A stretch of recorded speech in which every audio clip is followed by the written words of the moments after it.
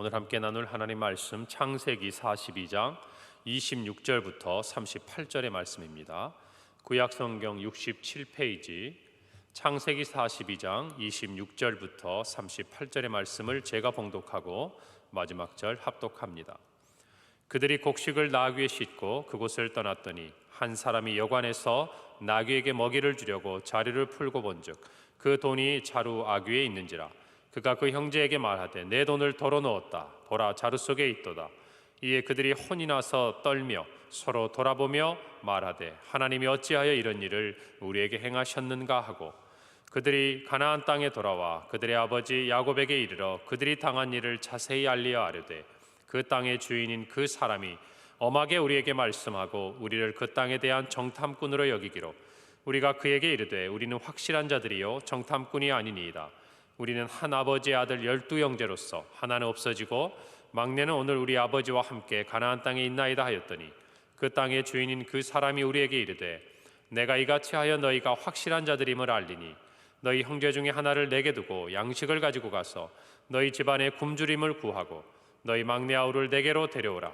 그러면 너희가 정탐꾼이 아니요 확실한 자들임을 내가 알고 너희 형제를 너희에게 돌리리니 너희가 이 나라에서 무역하리라 하더이다 하고, 각기 자루를 쏟고 본즉 각 사람의 돈 뭉치가 그 자루 속에 있는지라. 그들과 그들의 아버지가 돈 뭉치를 보고 다 두려워하더니 그들의 아버지 야곱이 그들에게 이르되 너희가 나에게 내 자식들을 잃게 하도다. 요셉도 없어졌고 시므온도 없어졌거늘 베냐민을 또 빼앗아 가고자 하니 이는 다 나를 해롭게 함이로다.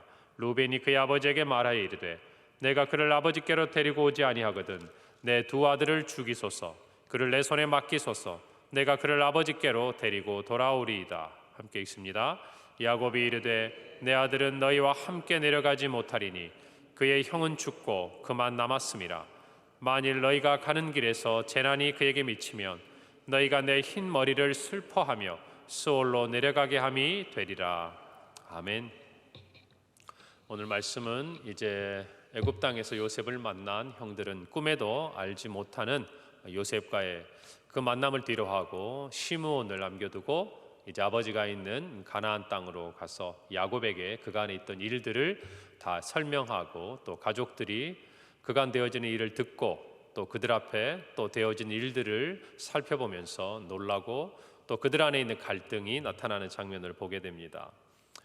우리가 살아가면서 참 생각하지 못하는 또 예상할 수 없는 어려움들이 있게 마련입니다. 형들도 곡식이 필요해서 내려갔다가 자기들의 입장에서 본다면 너무나도 뜻하지 않게 오해를 받고 정탐꾼이라는 그런 누명을 쓰고 위기에 처했지만 다행히 그들이 한 가지 어떤 방도를 얻어서 이제 돌아오는 길이죠. 동생을 남겨두긴 했지만 또 그들은 나름대로 곡식을 가지고 자기들의 가족들을 먹일 수 있는 길을 찾았으니 아마 이제 마음속으로는 그들이 그들의 동생에게 다시 돌아가서 정말 베냐민과 함께 주인이었던 요셉 앞에 서고 다시 다 한 가족으로 돌아올 수 있으리라 기대하면서 돌아가는 발걸음입니다. 그런데 그들 중에 한 형제의 자루에서 돈이 발견되면서 이 모든 것들이 이제 뭔가 자기들의 예상과는 다른 방향으로 빗나가는 것들을 생각하게 되죠. 오늘 말씀을 보면서 또 동생과 야곱의 그 형제들과 또 야곱의 모습들을 보면서 우리 인생 가운데도 전혀 우리가 예상치 못하는 어려운 일들이 우리 앞에 펼쳐질 때, 또 일들이 앞으로 어떻게 되어질지 참 두렵고 떨리는 우리 인생 가운데 시간 속에서 우리가 우리의 마음과 또 우리의 입술과 우리의 삶에서 무엇을 지키고 돌아보아야 할 것인가 라는 부분에 대해서 교훈을 얻고자 합니다. 먼저는 우리의 삶에 두려워하지 않는 마음을 가져야 합니다. 우리가 인생 가운데 예상치 못한 위기와 또 어떤 어려움들을 겪을 때마다 우리의 마음속에 첫 번째로 찾아오는 마음이 두려움이에요. 왜냐하면 이 상황을 내가 스스로 통제할 수 없다라는 것을 깨닫기 때문입니다. 사람들의 안정에 대한 어떤 욕구가 굉장히 큰데 우리가 마음속에 평안하다 또 평화롭다라고 느끼는 것은 어떤 면에서 보면 내 삶의 어떤 많은 부분들이 내 예상 범위 안에 있고, 또 어떤 일이 생긴다 하더라도 그 일들을 내 힘과 능력으로 컨트롤할 수 있고 조정할 수 있다라는 마음이 들었을 때 사람들의 마음이 일반적으로 평안함을 느끼게 됩니다. 그런데 우리가 그것들이 깨지게 되는 상황이란 얘기는 우리 힘으로 무엇인가 이 상황을 돌파해 갈 수 없는 무력감을 느끼는 시간이거든요. 이럴 때 사람의 마음속에 두려움이 생기는 거예요. 내 인생을 내가 통제할 수 없다라고 생각하는 순간 사람들이 조급해지고 서두르게 되고 어떻게 해야 될지를 알지 못하는 상황 가운데로 빠져 들어가게 되는 것입니다. 오늘 형제들 때 모습도 보면 28절에 보면 그가 그 형제들에게 말하되 내 돈을 도로 넣었도다. 정신이 없는 거죠. 내가 넣었는지 이게 들어가 있었는지. 그런데 보이는 것은 돈이 자기의 자루 속에 있으니까 자기가 넣은 것으로 생각을 하는 거죠. 보라 자루 속에 있도다. 그 다음에 그들의 반응이 보면 그들이 혼이 나서 떨며 서로 돌아봤다. 혼이 나갔다 그 말이에요. 그만큼 그들의 마음이 두려움에 사로잡혔다 그 말입니다.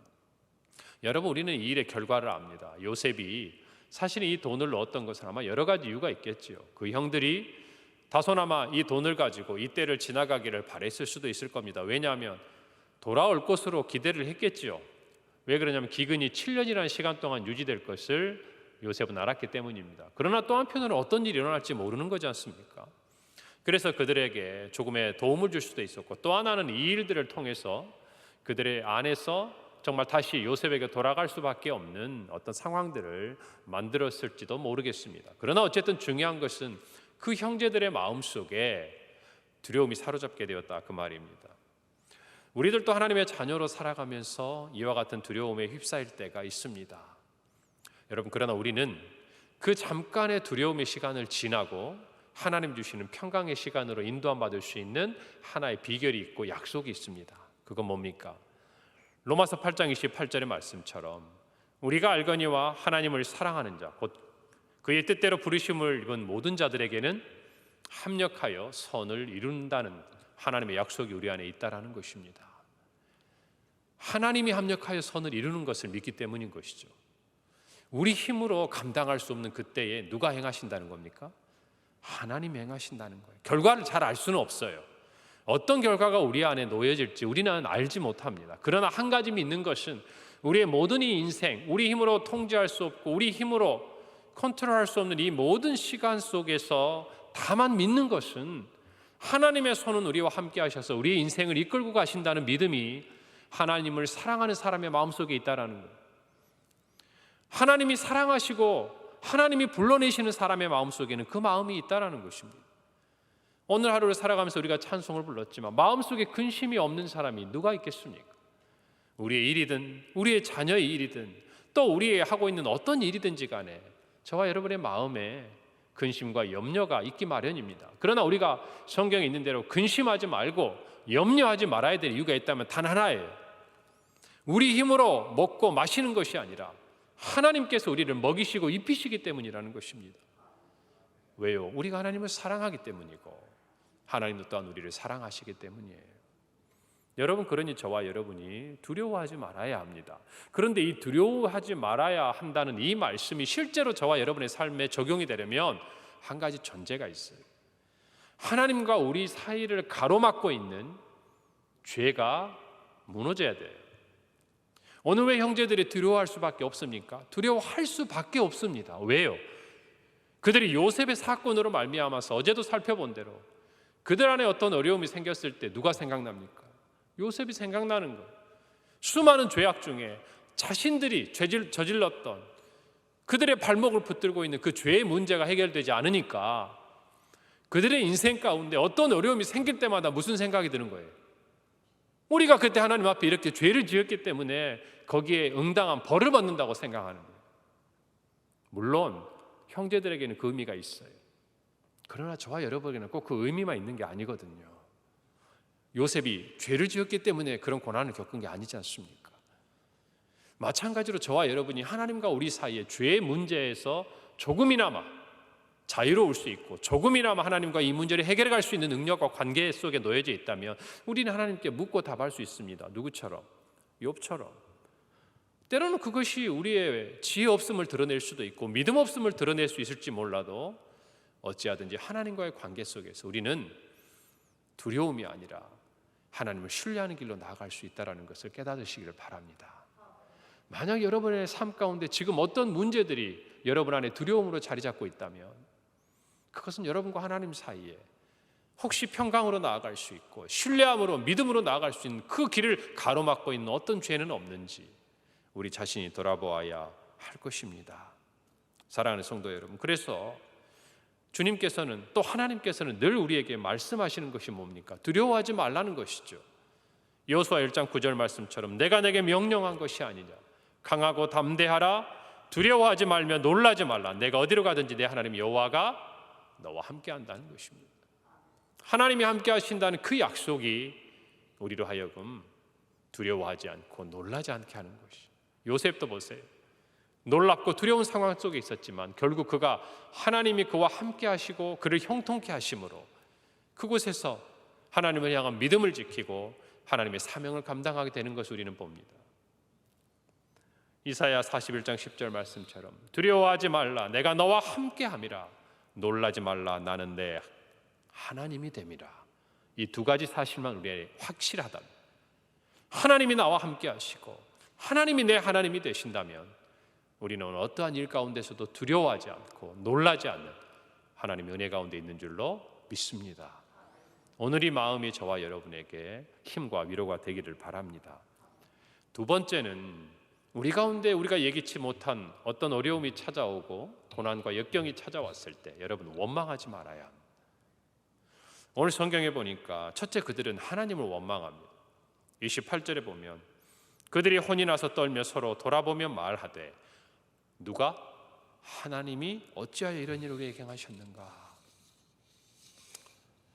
여러분, 어떤 면에서는 그들은 하나님의 어떤 주권, 우리의 모든 일을 하나님의 손에 있다라고 고백하는 것처럼 들려지는 말을 하지만 사실 이 뉘앙스는 그들이 하나님에 대한 믿음과 신뢰를 드렸다는 표현이 아니라 그들이 예상치 못하는 자꾸 이런 일을 벌어지는 것에 대해서 지금 누구를 원망하고 있냐면 하나님을 탓하고 있는 것이. 왜 하나님께서는 우리에게 이와 같은 일들을 행하셔서 우리를 이렇게 힘들고 어려운 과정 가운데 우리를 놓아주시는가? 여러분, 잘못은 누가 했습니까? 형제들이 했죠. 형제들이 했습니다. 하나님이 가만히 계셔도 그렇게 흘러가는 것이에요. 그들은 그의 죄를 따라서 그 결과를 가지고 있는 것입니다. 하나님은 요셉을 통해서 요셉의 인생 가운데 계획하신 일들을 하고 계시는 것이고 그 과정 가운데 형들은 자신들의 범죄함으로 말미암아 이와 같은 상황 가운데 놓이게 된 것이에요.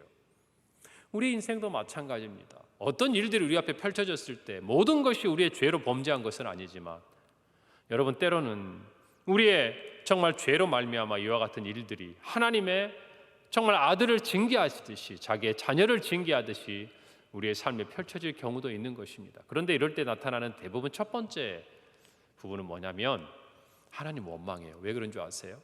하나님과 관계가 깨져 있으니까 그래요. 하나님과 관계가 깨져 있으면 이 일이 왜 나에게 이루어졌는지, 하나님과의 관계가 건강하고 정말 하나님과의 관계 속에서 친밀함을 가진 사람은요, 왜 하나님께서 이와 같은 일들을 통해서 나에게 무엇인가를 말하고자 하시는지를 생각하거든요. 잠시 놀라고 잠시 두려워하지만 하나님은 이 일을 통해서 나에게 무슨 계획을 가지고 계시는지가 묻고 싶어지는 거예요. 그런데 하나님과의 관계가 친밀하지 않고 깨져 있으면 왜 하나님이 나에게 이와 같은 일들을 하시냐고 자꾸 이유를 알고 묻고 싶어져요. 여러분, 그게 연약한 우리의 인생의 질문일 수밖에 없지만 그러나 우리는 이 질문에서 다음 단계로 넘어가야 되는데 그 단계에 머무르기가 쉽다라는 것입니다. 제가 예전에 새벽 강단에 재밌는 얘기 하나 드렸을 거예요. 제가 아는 집사님이 이사를 가셨는데 오랫동안 키우던 고슴도치가 사라져버린 거예요. 기억나십니까? 저도 한지 안 한지 잘 모르겠어요, 실은. 근데 그 고슴도치를 잃었는데요, 어느 날 제가 이 동부간선도로를 타고 내려가고 있는데 꽤 오래된 일이에요. 10년도 더 된 일인데 전화가 저한테 온 거예요. 그러면서 하시는 말씀이 이거예요. 목사님, 왜 하나님께서는 저한테 이런 시련을 주셨을까요? 그러는 거예요. 근데 오랫동안 키워서 진짜 정이 들었더라고요. 우리도 그 반려견이나 뭐 반려묘 이렇게 해가지고 요즘에 키우잖아요, 집에서. 오랫동안 키우면 정듭니다. 근데 이사 갔는데 이게 어디로 그냥 틈으로 들어갔는지 어떻게 됐는지 못 찾은 거예요, 며칠이 지나도. 그래서 제가 처음에는 위로를 했습니다. 뭐 얼마나 마음이 상심했을까. 저는 한 번도 본 적은 없는데 얘기를 했어요. 근데 이분이 생각해보니까 좀 도가 지나쳐요. 자꾸 들어주다 보니까. 그래서 제가 딱 잘라서 얘기했습니다. 집사님, 고슴도치를 하나님이 잃었습니까? 집사님이 잃어버린 겁니까? 제가 잃어버렸죠. 그런데 왜 하나님을 원망합니까? 여러분, 우리 인생이 그래요. 대부분 우리가 한 번만 한 걸음 떨어져 보면요, 우리 인생 가운데 왜 이런 일이 생겼는지에 대해서 내 자신을 돌아볼 수 있는 부분이 분명히 있거든요. 그런데 그걸로 내 마음이 다스려지지 않으면, 그걸로 충분히 내 자신이 납득이 되지 않고 감정적으로 받아들여지지 않으면 그걸 가지고 누구한테 올라갑니까? 하나님한테 가요. 그리고 하나님한테 원망합니다. 여러분, 그러나 이것은 신앙인의 자세가 아니에요. 우리 모두가 우리의 삶에 있어서 어떤 고난과 역경이 다가왔을 때, 우리가 잘했든 잘못했든 우리가 알 수 없는 하나님의 섭리 속에서는 기본적으로 우리 자신을 먼저 돌아보는 것이 필요합니다. 그런데 사람들은 하나님을 원망해요. 하나님께 묻는 게 아니라. 여러분, 그와 같은 믿음의 자리에서 그와 같은 모습에서 우리가 떠나가기를 바랍니다. 여러분, 하나님에 대한 원망을 하면 할수록 뭐가 부각되는지 아세요? 저와 여러분의 죄만 부각돼요. 나중에 알게 됩니다. 하나님께서 왜 나에게 이런 일을 행하셨는지를. 분명히 하나님께서 우리에게 주시는 뜻과 계획이 있거든요. 그때 가서 보면 우리가 했던 모든 원망이 우리의 연약함을, 우리의 신앙 없음을 나타내주는 결과밖에 되지 않아요. 물론 하나님은 그 원망마저도 감사로 바꿔주시는 분인 줄 믿습니다. 그러나 우리가 할 수 있는 것은 우리의 삶의 자리에서 원망이 아니라 하나님을 향한 신뢰와 감사로 나아가야 된다는 것이죠. 여러분, 두 번째는요, 하나님에게만 원망하지 않아요. 누구에게도 원망하냐면 서로를 원망합니다. 오늘 성경에다 보니까 야곱이 자기 자식을 원망하고 그 야곱의 자식들은 아버지를 원망합니다. 36절에 너희가 나에게 내 자식들을 잃게 하도다. 그런데 자녀들은 뭐라고 얘기를 하냐면, 정말 그 입들의 입장에서 보면은 요셉의 이 말대로 우리가 그걸 어찌 알겠습니까? 내일 본문에도 나오겠지만 자녀들은 꿈에도 알 수 없는 일들 아닙니까? 결국 아버지가 자꾸 자녀를 잃었다고 얘기하는데, 생각해보면 누구의 책임도 있는 거예요. 우리를 이렇게 만든 게 누구 책임도 있는 거예요. 아버지 책임도 있는 거잖아요. 서로 원망하는 거예요. 여러분, 그 안에서는 그들 안에 평화가 깨지는 겁니다. 어려움을 겪어나갈 때 하나가 돼야 되는데 그 어려운 자리에서 더 힘들어지는 거예요. 저와 여러분도 마찬가지입니다. 가정에서도 교회에서도 우리가 가장 하는 실수가 뭐냐면, 이게 누구 책임이냐, 누구 잘못이 더 크냐. 여러분, 그러나 그렇지 않아요. 우리 가운데 어떤 어려움이 있을 때는 우리가 어떻게 하나가 돼서 이 어려움을 뚫고 나갈 것이냐, 그것이 먼저예요. 저와 여러분이 그 마음을 갖기를 바라는 것입니다. 여러분, 원망하지 맙시다. 원망하지 맙시다. 야고보서 5장 9절에는 이런 말씀이 있어요. 형제들아, 서로 원망하지 말라. 그리하여야 심판을 면하리라. 보라, 심판주가 문 밖에 서 계시느니라. 여러분, 그래요. 형제들 안에서도 초대교회에 그렇게 좋았던 자리에서도 얼마 가지 않아서 그들 안에 많은 일들이 있는 것을 우리는 이 새벽제단에서 고린도 전서를 통해서, 고린도 전서뿐만 아니라 모든 초대교회 당시의 이 말씀들을 우리가 살펴보면서, 앞으로 사도행전도 이제 우리가 살펴보겠지만 서로 간에 우리가 살아가는 것과 똑같은 일들이 일어나요. 그것이 사람들이 모였을 때 일어나는 현상입니다. 그러나 그 중에서도 우리가 서로를 원망하지 않기를 바랍니다. 서로를 탓하기보다 우리 자신을 돌아볼 때 하나님께서 우리에게 은혜를 주시는 것이에요. 할렐루야. 오늘 이 말씀을 통해서 어떤 상황 가운데서도 두려워하지 말고, 하나님을 원망하지 말고, 서로를 원망하지 말고, 어려운 이때를 믿음으로 승리해가는 저와 여러분이 되기를 간절히 바랍니다. 기도합니다. 하나님 아버지, 은혜를 감사합니다. 오늘 귀한 말씀을 주셨습니다. 하나님, 우리를 향한 하나님의 선하신 계획과 합력하여 선을 이루시는 하나님의 사랑을 믿고, 아버지 하나님, 우리가 두려워하지 아니하고 담대하게 믿음으로 우리의 모든 삶의 어려움들을 이겨내게 하여 주옵소서. 고난 중에서 우리가 서로를 원망하거나 하나님을 원망하지 않는 우리 모두가 되게 하시고, 서로 사랑하고 격려하며 어려운 시기를 이겨나가는 우리 모든 성도들의 가정과 또 우리 교회와 이 나라와 이 민족이 되게 하여 주시옵소서. 예수님의 이름으로 기도합니다. 아멘.